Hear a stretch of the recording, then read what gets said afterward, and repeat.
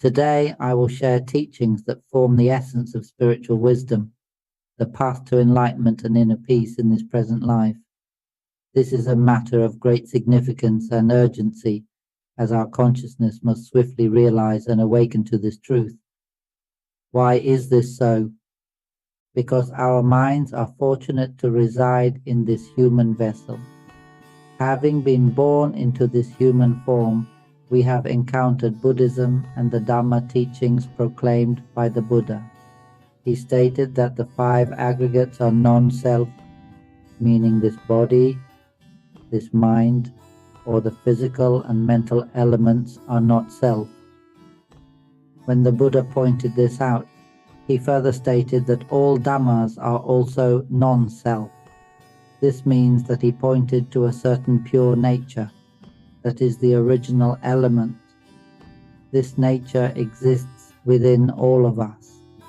It is the mind, or we may call it the life element. We merely need to refrain from clinging to the physical element, the body, and the mental element, such as sounds, mental images, emotions, and perceptions. When we do not cling to these phenomena, only the mind remains empty, pure, and clear. Our mind is the primordial element, the deathless essence. Our mind existed before all things, as stated in the Pali. Mind is the forerunner of all phenomena. Mind is supreme. All is mind-made. This Dhamma element exists before all things. It is sovereign and foundational. Everything is accomplished through this Dhamma element. The Dhamma element creates mental phenomena as tools for conditioning and learning. We can call this the subtle body or mental formations.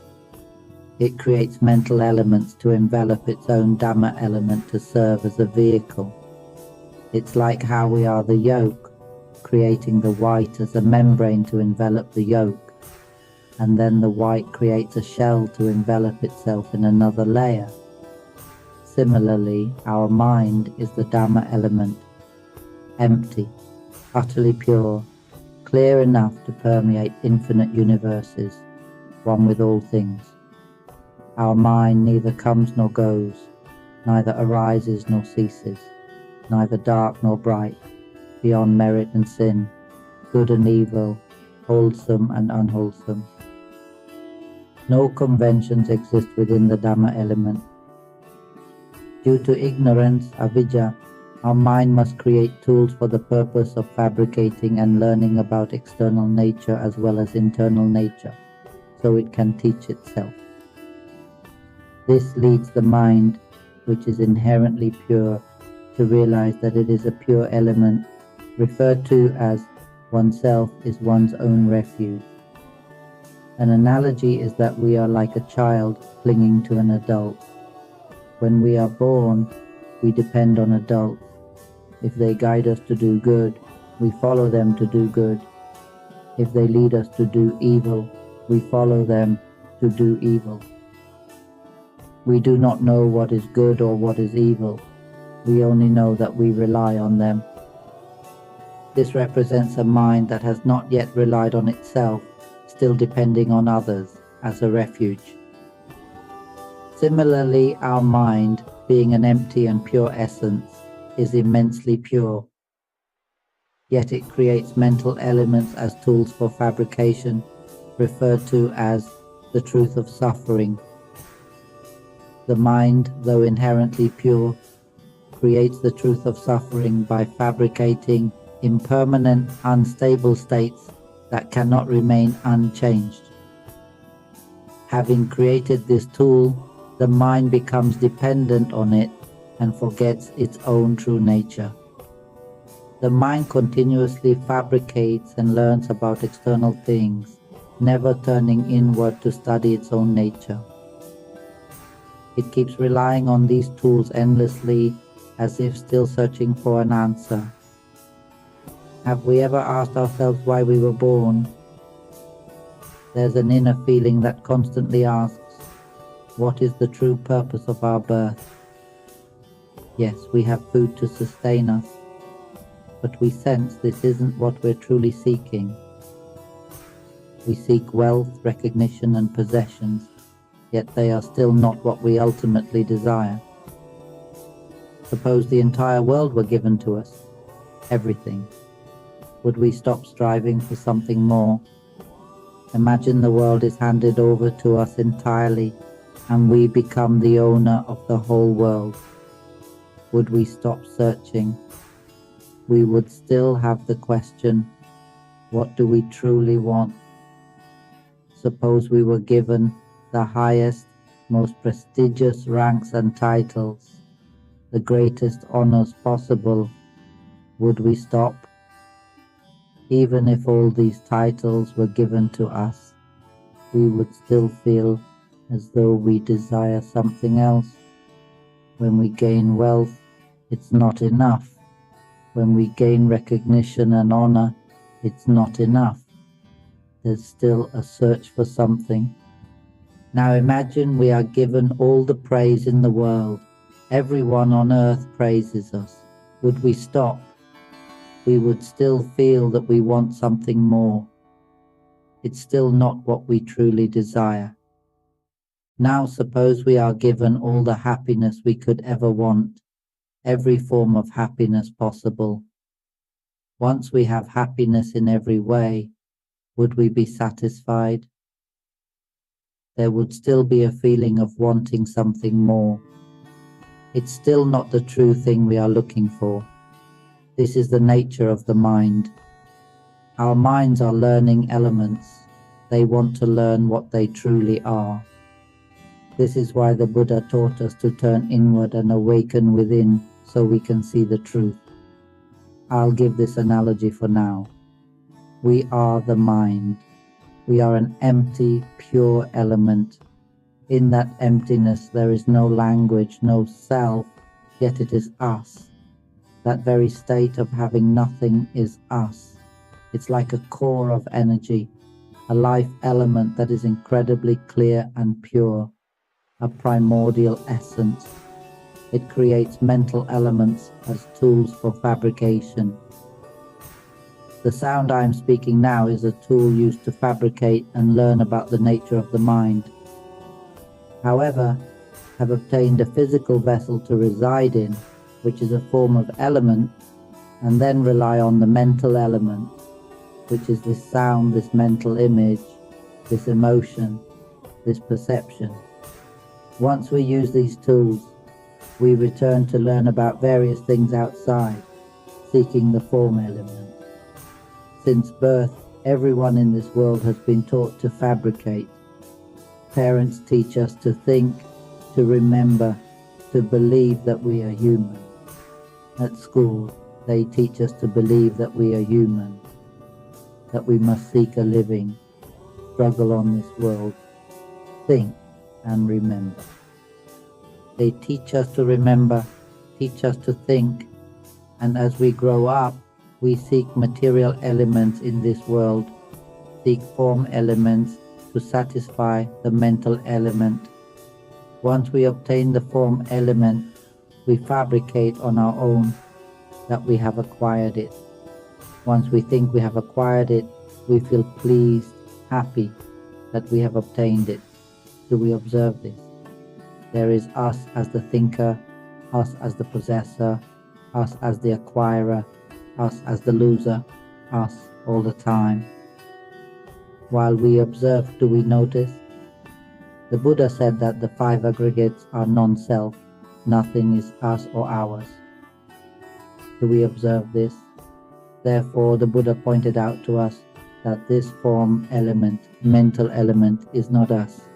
This means that we truly are the empty, pure element. This pure element has no language to say that there is us. This pure element is very pure with no stories within it. It is extremely pure. It is beyond all fabrications. It surpasses happiness to the utmost. It is free from fabrications, free from the emotion of happiness, free from the emotion of suffering, free from the emotion of neutrality, free from the emotion of calmness, free from sound, free from mental images, free from perception. Our mind is the original element. It creates the mental element, and then the mental element creates the form element. The mind clings to the mental element and then clings to the form element, like a small child clinging to parents. We cling, we rely, they will lead us. We go wherever he goes. He will lead us to good, to bad, to high, to low. We go with him completely. We never know ourselves, and we don't know how to rely on ourselves because we don't know us.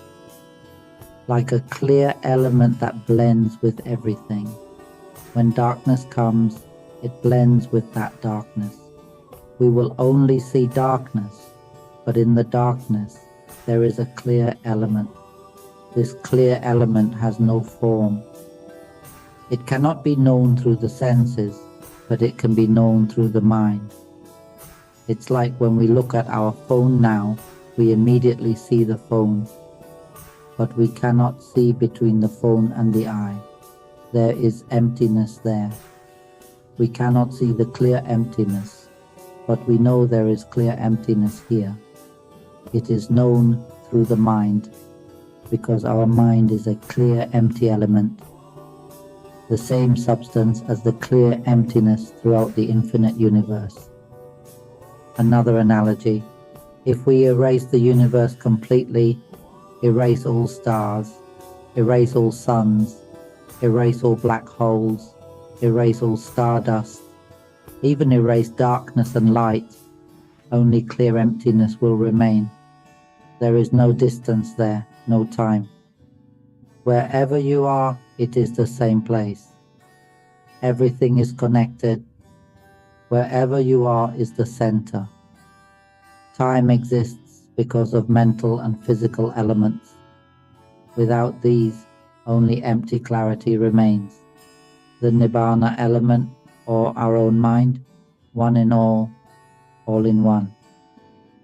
The Buddha knew all things because his mind was all things. Our minds too can know all the same. The key point is that I'm showing how the five aggregates are not self, seeing how physical and mental elements are not us. This sound being spoken isn't truly sound. No one is speaking and no one is listening. There are only mental elements rippling at certain conditions, appearing in empty clarity, then dissolving back into empty clarity.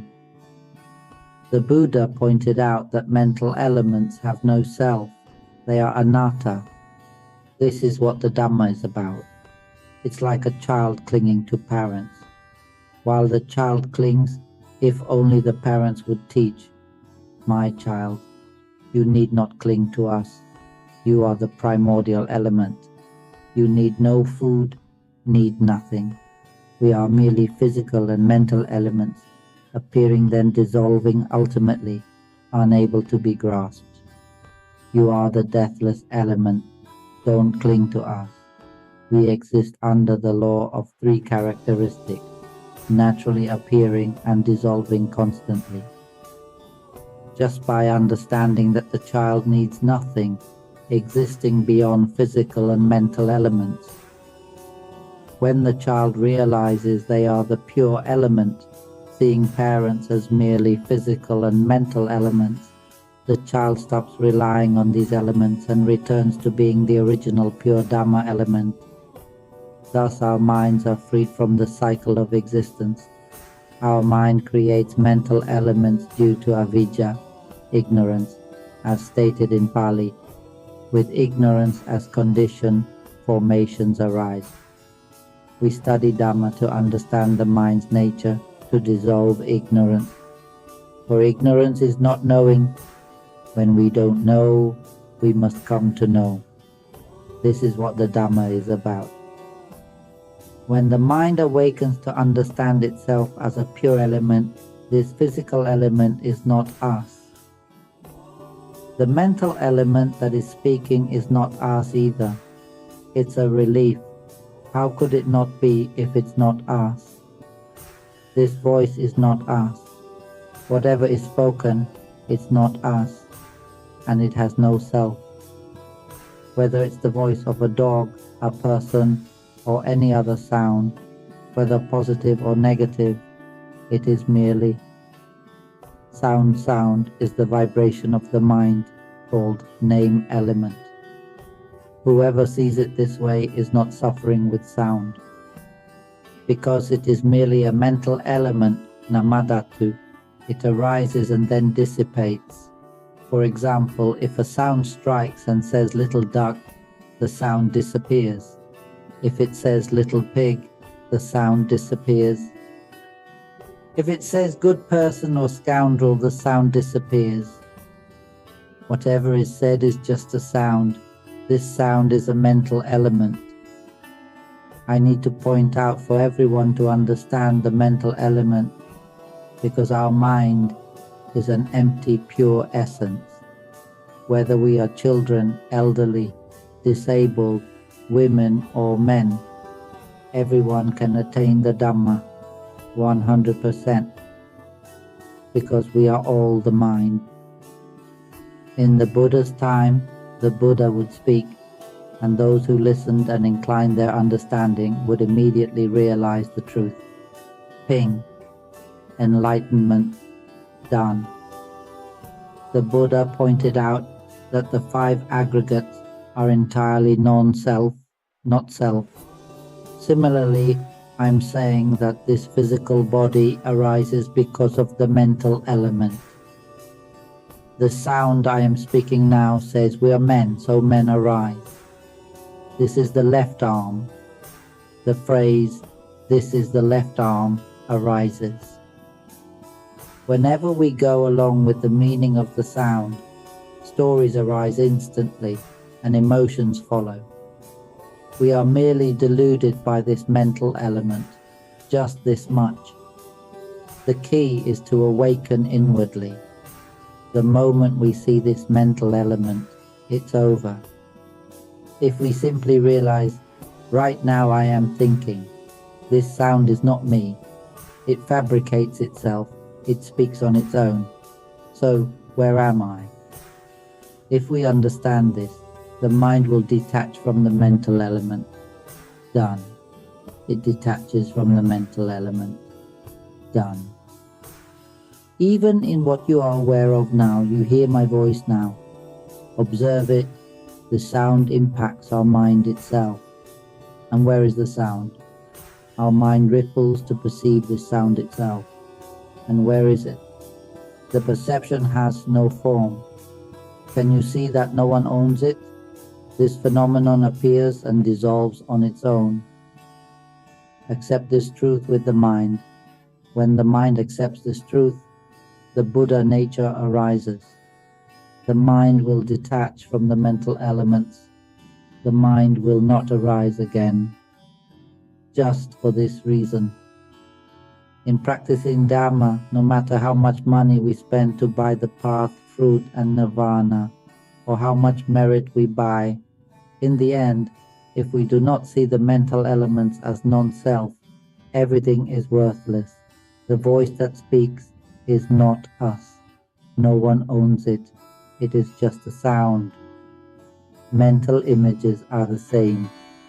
Whether the images we imagine are positive or negative, they are just images, just mental elements, just manifestations of the mind. Emotions are the same. Whether our emotions are happy, sad, neutral, or calm, they are just mental elements, just manifestations. Even the perception that is aware, it knows on its own. It appears on its own and dissolves on its own. The point is, where are we? Let the mind answer. If the mind answers, there is no us. Whenever the Buddha nature arises, it bursts forth. The Buddha just pointed out that mental and physical elements do not need attention because physical elements arise, because mental elements give value. This is the left arm, The right arm arises because this voice speaks. Look at it, this voice is the one speaking. Mental elements constantly give value. Can you understand? It's that simple. Dhamma is always present with us. It constantly shows non-self. It's called seeing Dhamma in Dhamma. Non-self is constantly displayed before our eyes.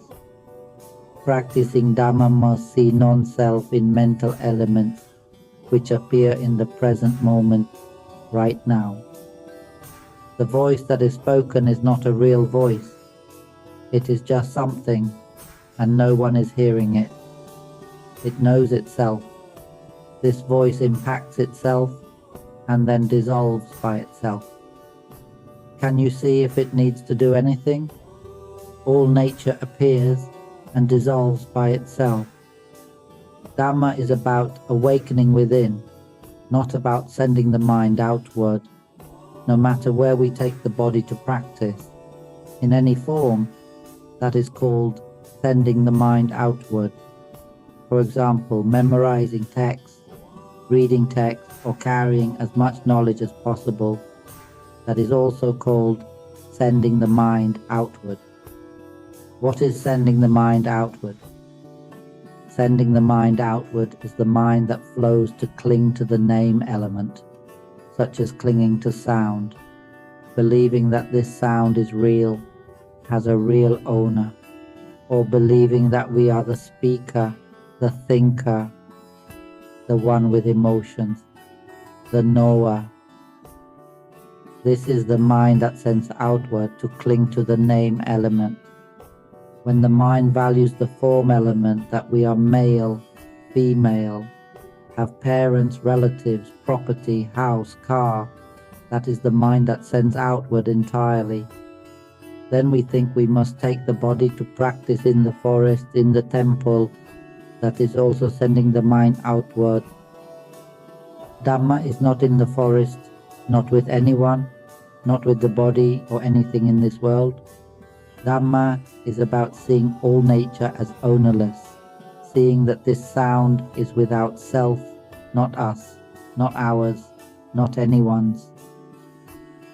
When understood like this, the mind will awaken within, will see its own nature, that this sound, this mental image, this emotion, this perception, if it is not us, then where are we?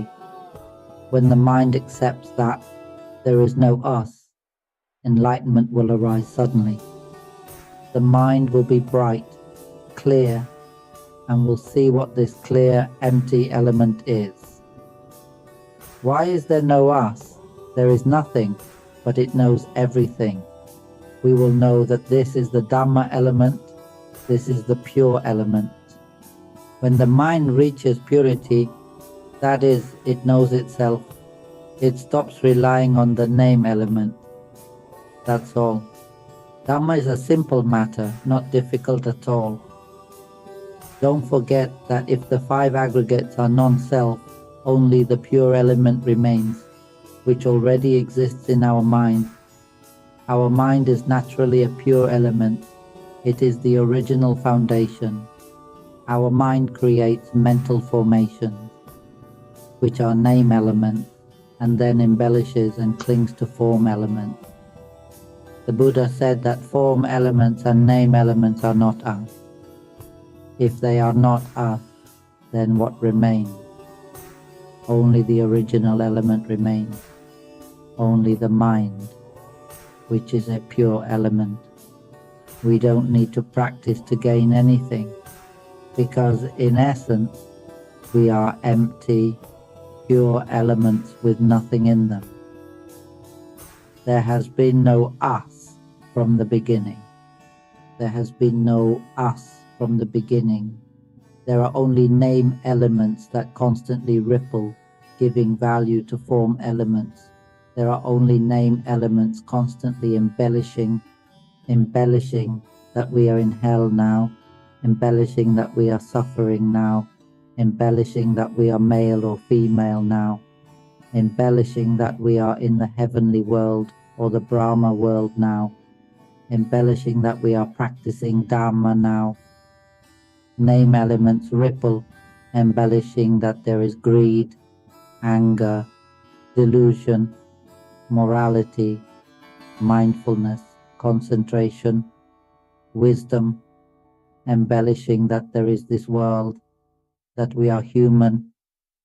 Do we see these name elements? These name elements that ripple and embellish are without self, without owner, merely a condition of the mind, merely an action of the mind. There is no us in the nature of name elements and form elements. That's why the Buddha said the 5 aggregates are non-self. Name elements and form elements are non-self. Another analogy. The mind is the original empty pure element, deceived by ignorance. Let's say it has ignorance as a tangible entity that has deceived all minds that we have free name elements for all of you.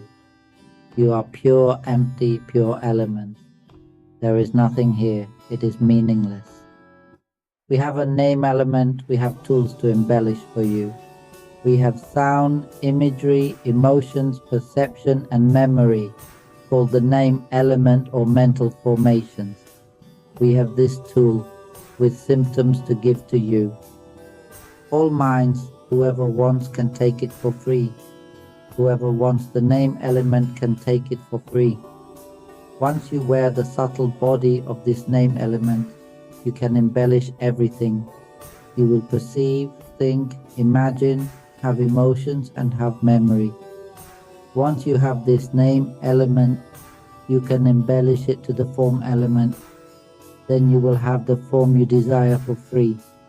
All minds who want to be born in the name element, born in the form element, we are ignorant. We will create these tools for all minds. How are we? We are minds which are empty, pure elements. Upon hearing this, we are happy and content. Then we join in, asking for the name element, which is the subtle body to wear. Asking for the name element, all minds flock to ask for the name element from ignorance. Ignorance says, come, it's free. All name elements are free. Minds which are empty, pure elements, are radiant elements, void elements, immortal elements, eternal elements. Foolish because deceived by ignorance, we come to create, to take the name element that ignorance created, to wear as a suit called the subtle body. Once having the subtle body, we are happy. We all become ignorant minds because we are deceived by ignorance to take free things. We like free things, so we rely on these free things. Sound is free, imagery is free, emotions are free, all perceptions are free. Once we have free things, we embellish and possess these free things. Possessing happy emotions, we enjoy in good realms. Possessing suffering emotions, we enjoy in bad realms. Fabricating and assigning value and meaning, such as happiness is like this, or suffering is like this. Imagining mental images without shape or form as desired, it becomes a subtle body that exists and spreads across small and large realms. It then manifests as a coarse body, a physical element, and claims itself as human, a free gift. This body is free. Do we like free things? Already a pure element, but it is ignored. Instead, there is delusion in fabricating because it is free. Becoming deluded by fabricating, clinging and attaching to the mental element, which is free. Then, relying on this free element, it continues to fabricate and claim the physical element, this body, saying, I am human. Relying on this voice to declare, I am human, I am a woman, I am a man, I am truly human, these are truly my parents. The mind never had parents. It is an empty, pure element. Yet it becomes deluded in the dimension of the mental element, and then relies on the mental element to fabricate and claim the physical element further. Samsara begins when the mind depends on the mental element. That is where samsara arises. The cycle of fabrication starts spinning like a wheel that turns endlessly, caught in the cycle of fabricating happiness and suffering. It arises and dissolves at every moment of the mind, known as the mind being born into the realm of fabrication at every moment. When it gains a body, it becomes water-dwelling creatures, countless in number. It becomes land-dwelling creatures, countless in number. It becomes underground creatures, countless in number. It becomes winged creatures, countless in number. Are we drawn to things that appear free? When this physical vessel reaches its end, why does our consciousness drift, seeking a new form? It is because the mind, in its ignorance, constantly seeks what seems freely given. Just like our attraction to free things, this reflects a deeper pattern. The first outward wandering of mind occurs when we become lost in mental phenomena. The second happens when we become entangled in physical form. The third occurs when we grasp and fabricate meanings around external forms. Finally, the mind projects outward by creating judgments of good and evil, merit and demerit, wholesome and unwholesome within these physical forms. This is how consciousness continues its outward journey. Step 4.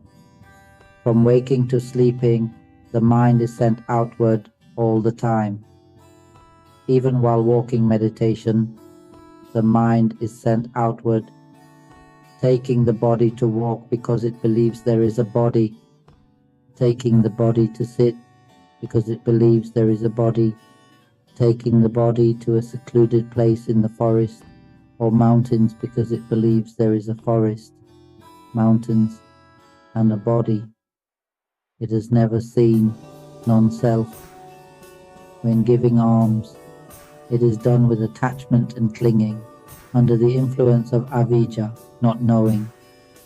Observing precepts is also being deluded by the mental element, deluded by fabricating and believing, I am someone with virtue by wearing this particular color. They have no idea what virtue truly is. Virtue is the natural state of the mind that is awakened inwardly, not foolishly clinging to the mental element. That is virtue. But nowadays people flow along with the mental element, flow along with the physical element, and believe, I am human. I am observing precepts, so I must wear white, otherwise it's not virtuous. I must be in this specific place, stay still, and eat little, that will be virtue.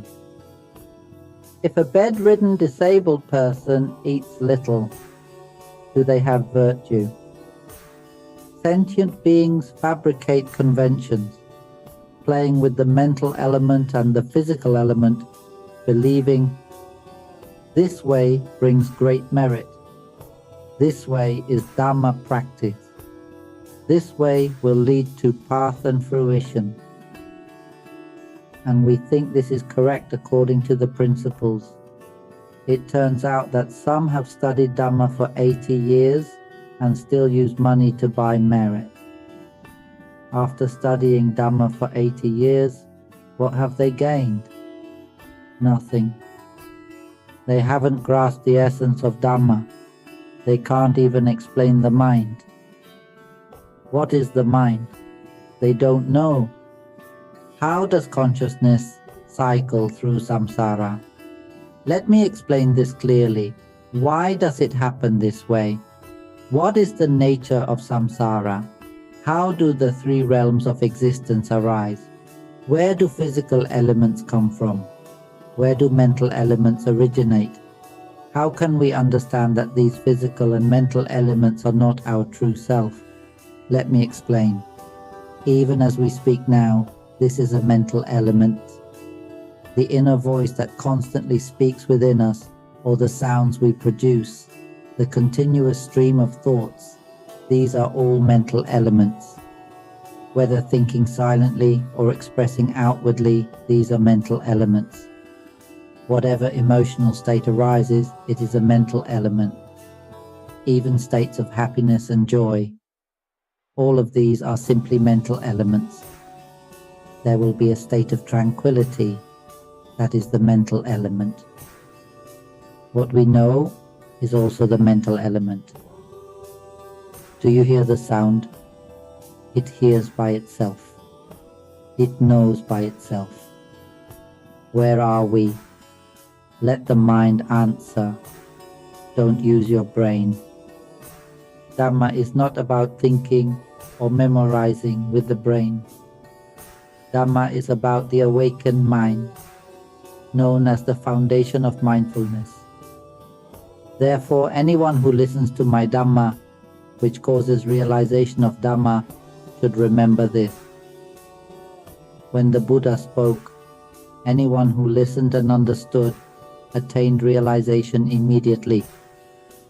He pointed to only the anatta in the five aggregates. I also talk about the mind, about the mental element, to show that it is anatta non-self.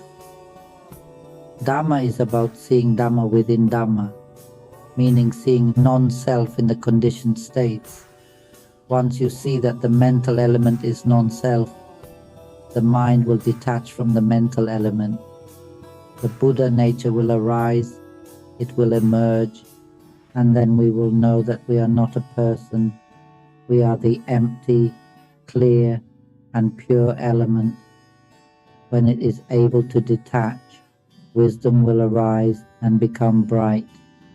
This brightness is the brightness of wisdom and the nature of the element. It will be crystal clear. Those without insight will not be able to see this.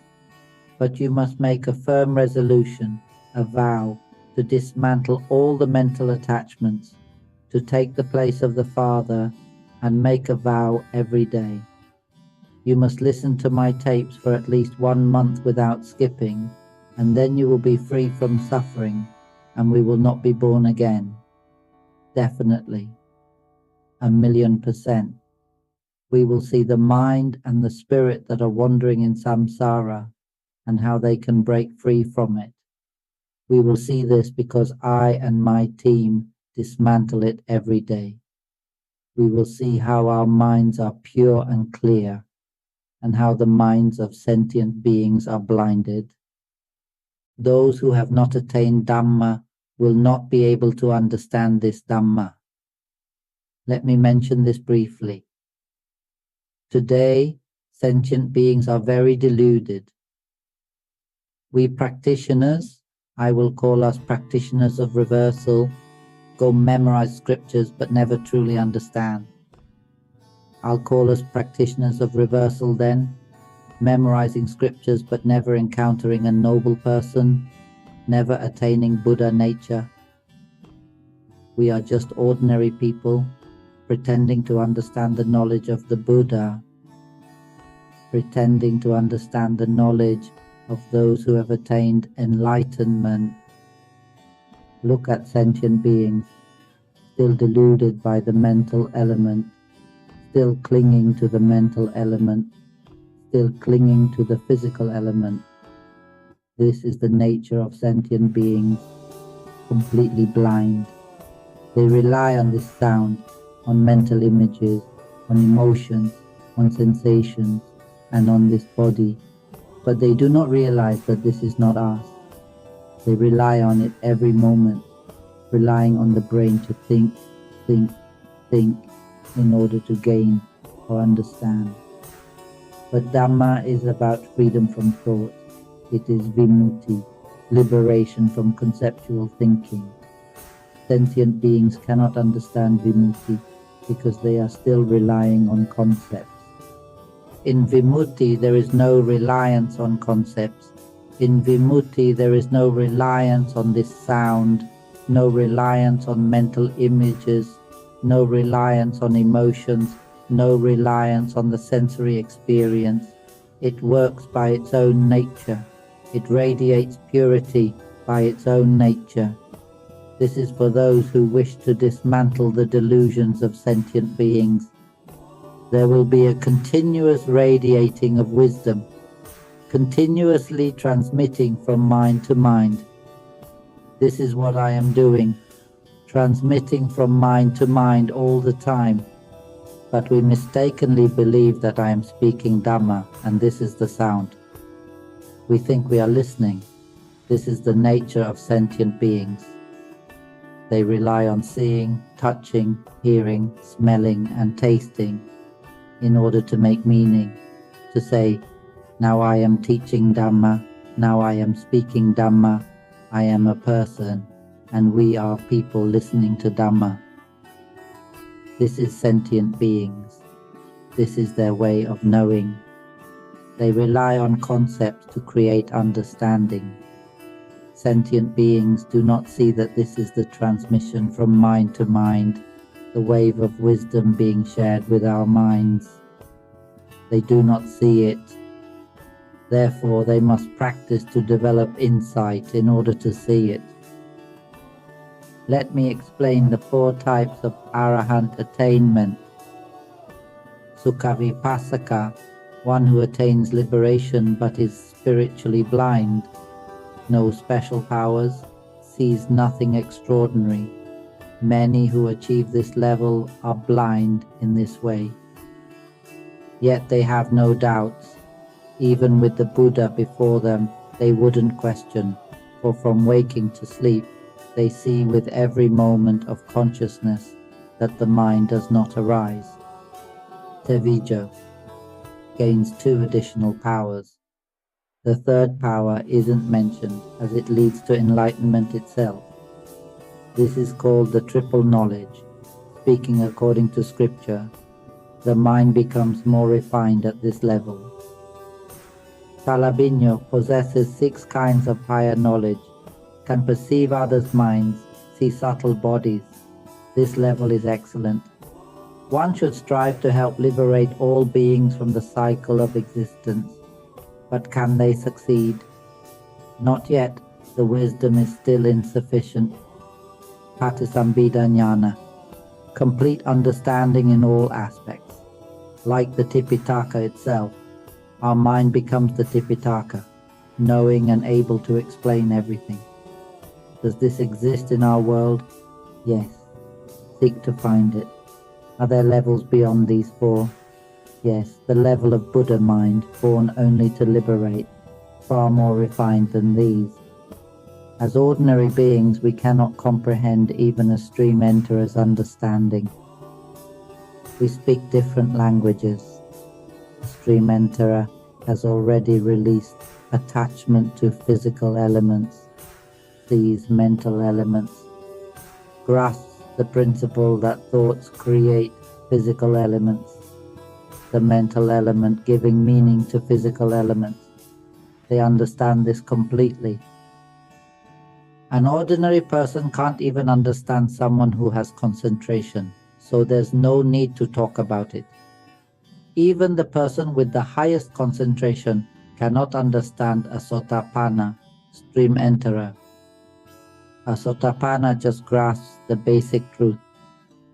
They see that the mental element assigns value to the physical element, and through seeing this, they let go of attachment to the physical element. The mind lets go. The mind knows with full clarity, it breaks free. The Buddha is in front of them, but they do not ask if they are doing right or wrong. They do not ask at all. When the Buddha is in front of them, they do not ask because they see clearly that this is the way to Bangkok. To illustrate, the Sotapanna is like someone who has been traveling to find their way to Bangkok for a long time. Finally, after walking, they find a road with a sign saying 400 kilometers to Bangkok. When they see this sign clearly, They cry with joy because they now know they are on the right path. This is the Buddha nature. This is when they grasp the truth. They have let go of the stream. Even with the Buddha in front of them, they do not ask. Whoever says they are right or wrong doesn't matter. It fills their heart completely. It's like eating rice. When eating rice, you will feel the deliciousness of it. You will feel the food going into your stomach. You will feel the need to eat until you are full. When you realize this, when you are satisfied with putting food in your mouth, chewing and swallowing it, and then feeling that fullness, you will continue eating until you are full. Anyone who can feel this is someone who has the eye of wisdom, someone who can see the nature of eating. They understand what it feels like when the rice enters the stomach. On the other hand, anyone who has never eaten rice and doesn't know what it's like will never understand. Another analogy: no matter how skilled we become in learning to fly a plane, we may understand that the airplane is like this, and the flying process is like that. But if we have never sat in the cockpit, never started the engine, never taken control of the plane to make it move and take off, we will never understand what it truly means to fly a plane. Until we reach the point of actually flying the plane, we cannot talk about it. Still in the dark, still unable to grasp the principle. Dharma is like that. Dharma is about the mind, which is the element of emptiness, clear and pure. It is ignorant. It is ignorance itself. That is ignorance. The mind itself is ignorance. It is an extremely pure element, but that purity is the substance of ignorance. That's all. It has created something for free. I'll use an analogy. Ignorance tells all minds, there is something for free. We have the element of name. Come and wear it as a subtle body. You will be able to think, to imagine, to have emotions, to have perceptions, and you will have memory and knowing. We really like free things. We don't like to stay in the pure, clear nirvana element, because it's the ignorant mind that doesn't know it needs to learn. No problem. I'm just explaining it to you so we can return home. I have the duty to take all of you back home. Right now, we are sending our minds outward, out of the house. We are going to create the element of name and wear it, just like we go looking for a spouse or a family outside. We've forgotten that at home we have everything. Everything is complete. We don't need to go searching or struggling for anything, but we want to learn. That's called ignorance, the ignorance of not knowing. In truth, how do you solve ignorance? You just know it. If you don't know, then know it. The mind doesn't know, so it creates mental formations. How to solve it? Just wake up. Know that mental formations are not you. They are not self. That's it. The mind will no longer foolishly create or cling to mental formations. This is the simplicity. Dharma is simple. It's not hard. Dharma is easy. Now I'll use this analogy. Ignorance says, "O mind, all of you in the infinite universe, the minds come and wear the element of name. We will give out the element of name for free. Come and wear this suit." Every mind which was shapeless comes and wears a suit, just like a soap bubble. It wraps itself up, turning into a subtle body. Now it can perceive, it can create. Once it has the element of name, it floats off to seek the element of form. The next step is to find the element of form. It floats off to find the element of form. When the form body, this body, decays, expires, or even if it doesn't expire, it breaks down before its time due to karmic results. The mind floats off to seek a new element of form. Once it has a new element of form, it holds on to it, saying, I am this animal, a water animal, a land animal, an underground animal, a bird, a two-legged creature. It holds on to the belief that it is this creature, that it is a man, a woman, good, bad, right, wrong, merit, demerit, giving great value to these labels. It continues to create. Dear mind, you have obtained a body, which is also for free. You have obtained the free element of name, so you wander and create. Because you have the free element of name, you move, creating the cycle of samsara. The cycle of formation spins and spins. It forms in the direction of happiness, which is called sukha, happiness, or in the direction of suffering, called dukkha, suffering. When you practice like this, you experience happiness. When you practice like that, you experience suffering. Do you know what you are playing with? You are playing with something for free, playing with the element of name. Do you know? When you acquire a body, you think it is your body. You have parents, relatives, siblings. Then when this body decays, you acquire a new body, as an animal, as a human, as a living being. Then what? Where do your parents and relatives go? You forget and acquire new parents and relatives. When the body decays, you are reborn again with new parents, new relatives. The vessel, the body, decays, and you find a new vessel with new parents and relatives again. Do you like free things, O sentient beings? These beings think they are clever. These beings say, I am the best. I graduated the highest. I am the most intelligent. I have the most knowledge. I have the greatest virtue. I have the most wealth. I have the highest status. I am the greatest. I am the head of the family. I am good at practicing the Dharma. I am good at keeping the precepts. I am good at generosity. I am good at mindfulness. I am good at concentration. I am good at wisdom. They are all just creating in the world of the element of name, holding on to the belief that they have the element of form, and they deem themselves important for being good at everything. Then they say, I have attained enlightenment. A person who truly understands the Dharma doesn't just memorize it and teach it, not yet proclaiming the Dharma that arises from a mind that is enlightened. A person who has attained enlightenment must speak the Dharma from the mind, not from memorized texts. They can explain the mind as follows. Initially, the mind is a clear, pure, empty element, merging with the entire infinite universe.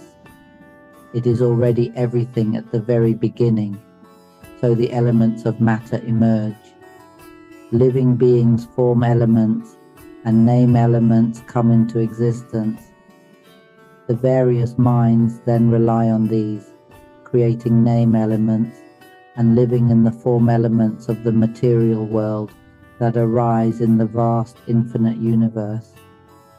Then they become deluded, holding on to the belief that they are different types of animals, and eventually humans. All of this is still the same as being an animal. The importance is in having family, relatives, children, parents, grandparents, enemies, friends, loved ones, and haters binding each other. When this body decays, it is reborn into another new animal body. We then become deluded again, thinking we have family, acquaintances, parents, relatives, children, friends, enemies, and lovers, just as before. Then we are reborn, and once again we are deluded into thinking we are that animal, entranced by the form element, which is free, and entranced by the name element, which is also free. This leads to the constant cycle of samsara. The Buddha came to tell us that the form element and name element are not us. O sentient beings, return home. Do not cling to the belief that the form element is us. Do not cling to the belief that the name element is us. The sound is not us. The mental image is not us. The emotions are not us. The perceptive reactions are not us. All understandings are not us. Some may listen and say, "Ah, I understand," but understanding is not us.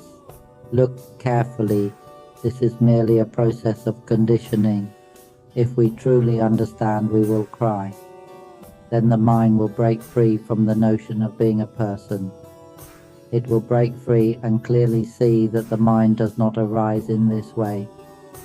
It is like we have broken free from the sound, seeing that this sound is not us, clearly recognizing that it is not us, and that it does not even have sound. It is simply something unknown, vibrating. This is the transmission from mind to mind, transmitting to our minds. We just listen and align our minds without thinking or remembering, listening to this Dharma every day. I have refined it into the finest food for us to simply take into our mouths. Our minds will understand it naturally. I have condensed all the knowledge to make it as simple as possible so that our minds can easily absorb it. We do not need to want to understand. Just leave all the principles behind. Be like an ox. Be like a worm. No need for a brain. No need to use the mind. Just use the mind. This Dharma is called the transmission from mind to mind. It is the condensation of all the knowledge in Buddhism into the essence, into a delicious food for us to absorb. Those who align their minds with it absorb it with firm resolve that they will not be reborn. These people will bring this knowledge into themselves and contemplate. They will see that this sound is not really us, that the mental image is not really us, that the emotion is not really us. The act of knowing is just knowing itself. Why do we suffer from these things? We will cry, our tears will fall, and it will burst open, clear and bright, and everything will feel light and open. It will break free from being a person, and we will cry. We will see that this is the pure nature of the Dharma. How did the Buddha know that he had attained enlightenment? How could he know? Because there was no us left in it. There was only the purest clarity. Once realized, you want to proclaim it and tell the world, all human beings, sentient beings, those who still mistakenly believe they understand the Dharma. If you really understood, you would come to tear down the beings and remove their suffering. You would not boast or show off. You would only come to radiate the pure knowledge to everyone. Dharma is easy. It's just that the mind is not foolish enough to cling to the name element. That's it, simple. Where is the difficulty? The difficulty lies in ignorance, because the mind does not know. The mind creates the name element, creates mental formations. That's all. Then it clings to the mental formations, clings to the name element. Just know this, the mental formations, the name element, are not us. Why rely on them? When the mind no longer foolishly relies on these elements, it becomes free. Clinging crumbles away. ignorance transforms into the clear knowing that we are truly the pure element.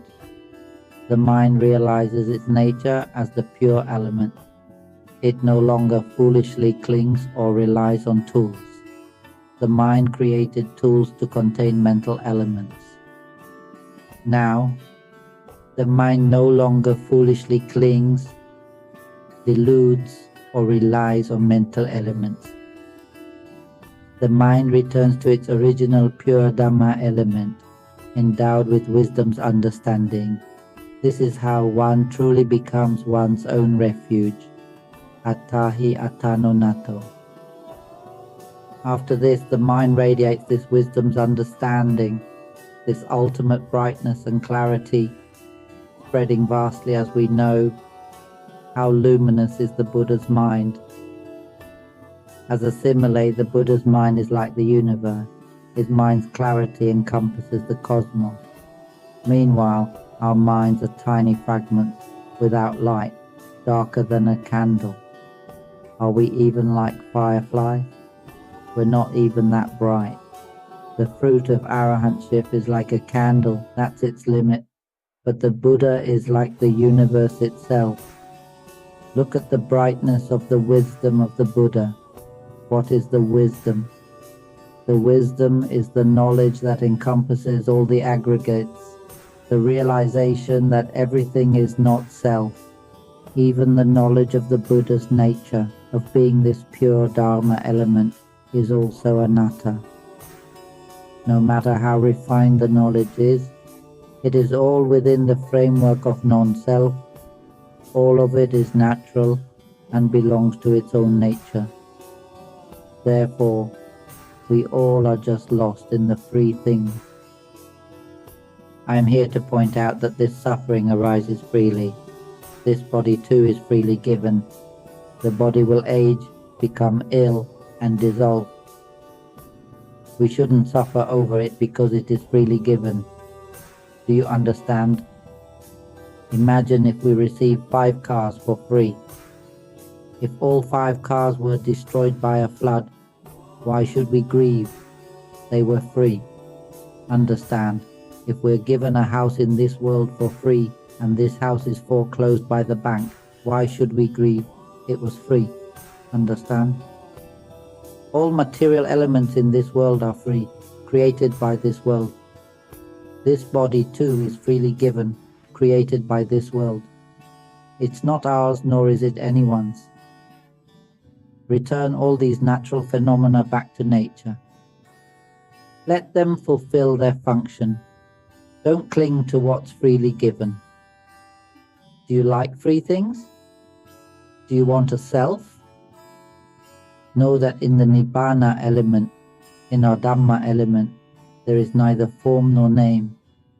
It is the purity that is the primordial element, creating all things.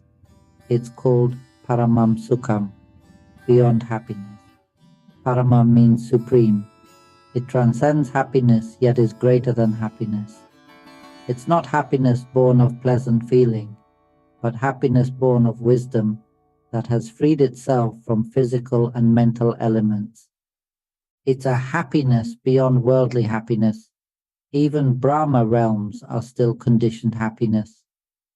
If we like meditation for conditioned states, but in the Nibbana element, in the Dhamma element of the mind that has realized and been freed, it's not happiness as the world knows it. It's happiness born of liberation. And there's no holding on to this happiness either. There's nothing there except the pure Dhamma element. It has everything, yet everything there is purity. This is truly ultimate. No wonder how the Buddha knew he was enlightened. How could he not know? Just as we know when we're full after eating, that's how the Buddha knew. Why be surprised? The Buddha was supreme because he removed all without remainder. So from now on, let us remove these burdens, these mental elements freely given, this sound, these mental images, these emotions, this awareness, these perceptions, they are all freely given. Let them all go. The sound of my speaking has no true self. Don't foolishly cling to it. If anyone still clings to this sound, they remain in difficulty. Let us see how this sound creates the cycle of existence, creates everything. Don't foolishly rely on these mental elements. They are mere ripples, intangible, without self. Can you see how sound has no self? Mental elements have no self. Can you see how emotions have no self? No one owns this sound. No one owns these mental images. No one owns these emotions. No one owns this awareness. See how it knows by itself, forms by itself. These are free phenomena we temporarily use, simply to remove our burdens, nothing more. Don't foolishly cling to them. Let us now declare our intention to remove these burdens. Let us declare this often. Let us make this resolution with all Buddhas as witness. Imagine millions of Buddhas present before us. Bow to them. Raise your hands in respect. From this moment forward, I will diligently listen to this teaching. I will be mindful of mind, watching thoughts, emotions, and awareness as natural phenomena. I will not foolishly cling to thoughts, emotions, or these conditions absolutely, for these things are suffering, are the cycle of existence, are birth. I will not be born again. This will be my final birth. After realizing this truth, I will teach and show everyone, encouraging all to diligently listen to this teaching. I will point others to this teaching, so none will be reborn, teaching children and reaching everyone I know. Let all awaken within. Don't foolishly cling to thoughts, mental images, emotions, or this awareness, for all these are suffering, are the cycle of existence, our birth. We shall not be born again. This will be our final birth. Let this understanding spread across infinite universes, freeing all minds. May all consciousness throughout infinite universes, across the three realms, in every particle and element, know this. From now on, we will guide all to awakening. May all establish the truth of Buddha mind, uniting in this original understanding, removing all burdens together. Wherever you are bound by spells, dark magic, energy, or forces, by whatever truth, hatred, or ignorance, may all these dissolve completely. May you release thoughts, mental images, emotions, awareness, perceptions, and memories. Release all mental elements, for these are suffering, are the cycle of existence, our birth. They have bound us for so long through ignorance. Realize this truth. Come be Buddha mind as one, removing burdens together. For any karma where I and all beings, all minds, all particles and elements have wronged karmic creditors in the past, wronged each other, we ask forgiveness and acknowledge our mistakes. From now on, our Buddha nature will fulfill the Father Buddha's role, removing all burdens completely, allowing no mind to cycle in existence again. The cycle ends in this era. May all karmic creditors rejoice in this merit. May all these merits be fulfilled for the karmic debtors. I ask you all to release your anger and hatred, release your thoughts, release your mental images, release your emotions, release your perceptions and memories. These things are suffering. They are the cycle of samsara. They are birth. They have imprisoned us for a long time. I ask you to awaken to this truth. Come, become the Buddha mind, unite as one in this knowledge, and dismantle the animal nature together. I will proclaim this understanding every day, every moment, until it becomes automatic in this mind. offered as devotion to all perfectly enlightened ones. From now on I will fulfill your role, the role of all Buddhas. I will remove all without remainder. I was not born for anything else but to remove all completely. This truth element will not change until the last mind is freed from the cycle. Nothing is impossible. What others won't do, I will do myself. This is Buddhism. This is the only way to repay the kindness of all Buddhas. Are we brave enough to proclaim this teaching? Let everyone proclaim this teaching and follow through with truth. Don't be selfish. Don't think there is a self. Return these freely given physical and mental elements. Don't foolishly cling. We will not be born again. Let this be the conclusion. May all of us who have firmly resolved not to be reborn, who aim for enlightenment, who take non-self as refuge, may we all quickly realize and attain the truth. Sadhu, sadhu, sadhu. With all Buddhas as witness, from this moment forward, I will diligently listen to this teaching. I will be inwardly awake, seeing thoughts, emotions, and awareness as natural phenomena, not self, not mine. I will not cling to any condition. I will not be born again. This birth will be the last. When I realize the truth, I will teach descendants and acquaintances to be inwardly awake, not to be lost in thoughts and emotions until my last breath as offering to the Buddha. Sadhu, sadhu, sadhu.